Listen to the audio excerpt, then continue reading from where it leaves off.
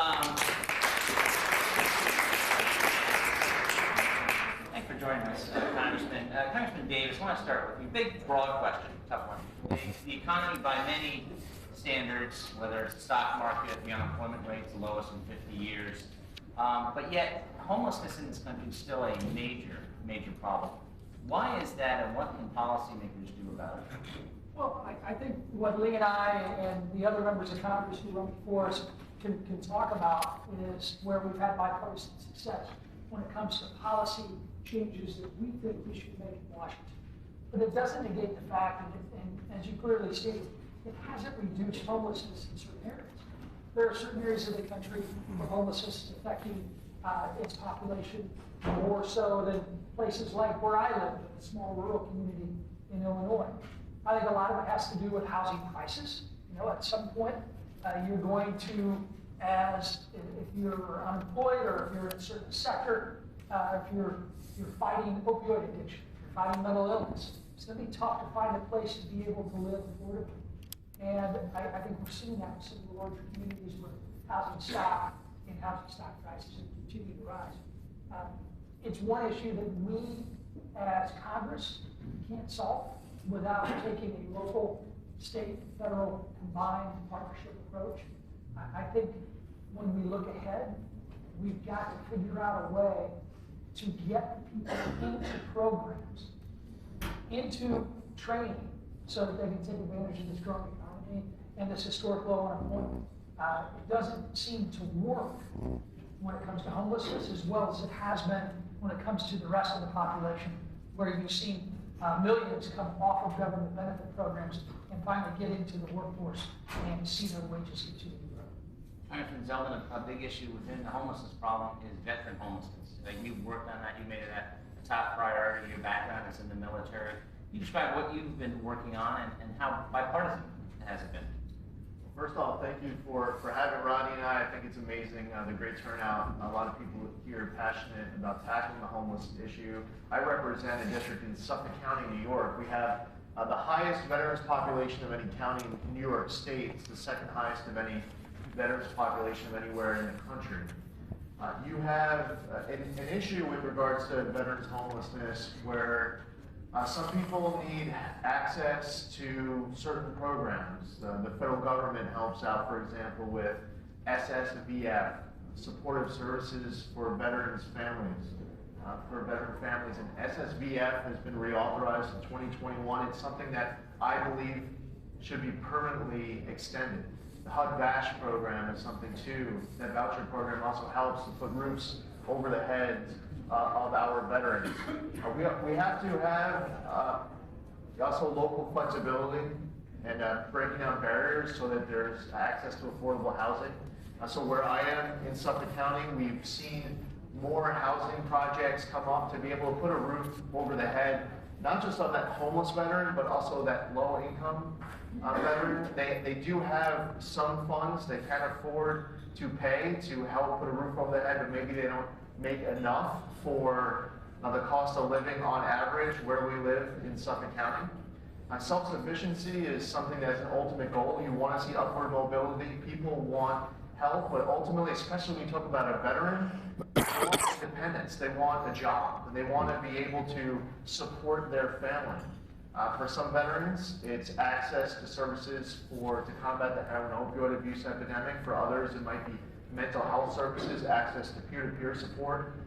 For one veteran, it might be the ability to have a dog.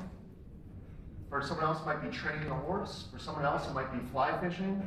It's amazing with the veterans how many other ways you can help that veteran clear their head, move on, become more self-sufficient, independent of just going to your local VA and getting medicated out of whatever condition it is that you're going through. Last thing I would say is this.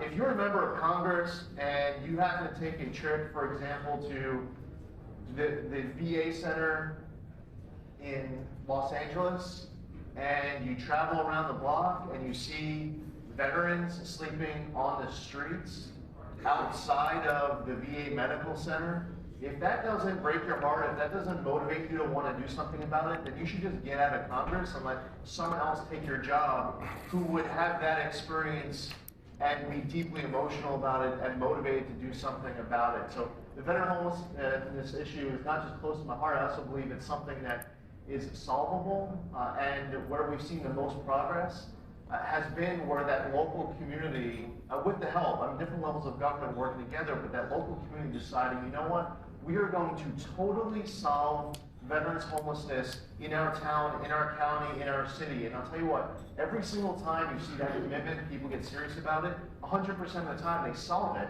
and you see the veteran homelessness number go down to 0 in that particular location, when folks have their heads squared on the right way to solve it. You mentioned the peer-to-peer. How do veterans find out about that? Through the VA program? Is a lot of it telling people these programs exist? For one of the biggest issues, if you're not in New York State, almost all of the other states, the biggest issue is there isn't a good peer-to-peer support model. In almost every other county in the United States of America, if you need peer support, you don't have access to something that would work. In New York State, we started it in 2012 with 4 counties, expanded to about 24 counties. If you live in Suffolk, you contact the Suffolk County Veteran Service Agency. They will connect you with the person who runs the Joseph Dwyer Peer-to-Peer Support Program for the County of Suffolk. They'll let you know where the closest meeting location is to where you live. You'll go into that setting. You'll be at a table with other veterans going through some of the same symptoms that you're going through, some of the same struggles. Because one of the biggest issues for veterans in need is that they feel isolated and alone. Their family, their friends, people at work don't understand what it is they're going through. They don't know how to talk to them about it. They don't know how to talk to them through it. So in Suffolk County, this model that puts you with other veterans with a trained peer-to-peer support mentor can give you that assistance you need in that setting, but also give you access to other services that are needed. Maybe it's connecting with a VSO. Maybe it is connecting with the Northport VA Medical Center. Maybe they're not registered. Maybe they can get a roof over their head, they don't realize how. Maybe there's someone else who has access to be able to get a roof over their head, but for some reason, they're making the decision to instead live on the street. You can't really have a one-size-fits-all solution to this. Not every veteran is the same, not by a long shot. But if you have a setting where all the options are available and you make sure that veteran knows about everything that's available, you can make progress and you can cure that for almost every single veteran that's out there. Every time we lose a veteran due to the mental wounds of war, I think it's a failure on the part of the community, the county, that local government, the local veterans community, the people who want to help, because they don't realize that 3 o'clock in the morning, there's someone who lives around the block from them, who's a stranger, who would drop everything to come over to save that veteran in need. But they don't have that access, and that's a big issue. So the problem, I would say, outside of New York, is that we need to get more of our state capitals talking about peer-to-peer support. It's a minor investment. Get this, $200,000 for the county of Suffolk. $200,000. We launched a full-blown peer-to-peer support program that involved thousands of veterans.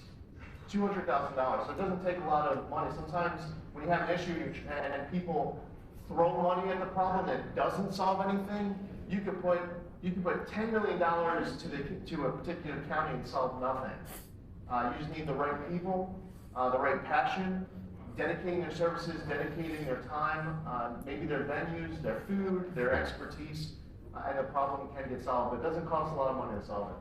Congressman Davis,